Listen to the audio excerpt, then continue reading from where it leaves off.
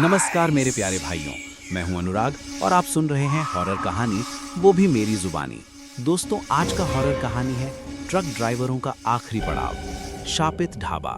भाग एक, काली सड़क और थकता हुआ इंसान।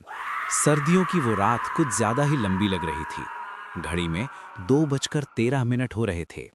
National highway 27। चारों तरफ घना अंधेरा। ऊपर आसमान में बादल ऐसे जमे थे जैसे किसी ने रात को काले कंबल से ढक दिया हो। सड़क पर ट्रक के टायरों की आवाज के अलावा कुछ नहीं था। महेश यादव, उम्र करीब 38 साल, पिछले 15 सालों से ट्रक चला रहा था। रातें उसकी दोस्त थीं और हाईवे उसका घर। लेकिन आज उसे कुछ अलग लग रहा था। रेडियो अचानक बंद हो गया। मोबाइल में नेटवर्क कब का जा चुका था। और सबसे अजीब बात, पिछले 40 किलोमीटर से उसे एक भी ट्रक नहीं दिखा। इतनी सुनसान सड़क। महेश ने खुद से बुदबुदाया। तभी दूर अंधेरे में एक पीली सी रोशनी चमकी। ढाबा। भाग 2, वो ढाबा जो नक्शे में नहीं था। ढाबे का नाम था आखिरी पड़ाव ढाबा। नाम पढ़ते ही महेश के दिल में हल्की सी ठंडक दौड़ गई। ढाबा बड़ा नहीं था, लेकिन अजीब तरह से साफ। पीली बल्ब की रोशनी, लकड़ी की बेंचें और बाहर खड़े 2 पुराने ट्रक जिन पर जंग जमी हुई थी। महेश ने ट्रक रोका। शरीर थक चुका था। नींद आंखों में तैर रही थी। एक चाय पी लूं, फिर आगे बढ़ूंगा। ढाबे में घुसते ही घंटी टिन टिन बजी।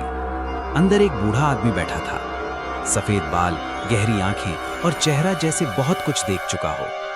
आओ ड्राइवर, बहुत देर हो गई है। महेश चौंक गया। आपको कैसे पता मैं ड्राइवर हूं?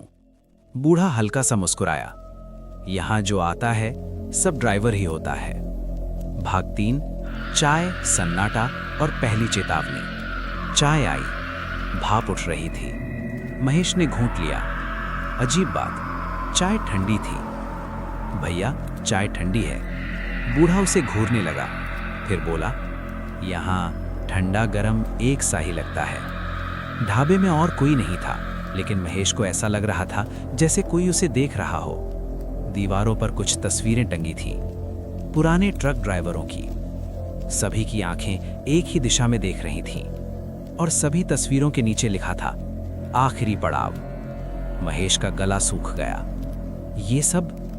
बूढ़ा बोला, जो यहां रुक गए वो फिर आगे नहीं बढ़ पाए। भाग 4, वो कहानी जिसे कोई सुनना नहीं चाहता। बूढ़े ने बताना शुरू किया। 20 साल पहले इसी जगह एक भयानक हादसा हुआ था। एक भरा हुआ ट्रक, 30 ड्राइवर और आग। रात के समय ब्रेक फेल हो गए। ट्रक पलटा, आग लगी, कोई नहीं बचा। उनकी आत्माएं इसी सड़क पर भटकने लगी। और ये ढाबा? महेश ने कांपती आवाज में पूछा। बूढ़ा बोला, ये उनका आखिरी आराम है।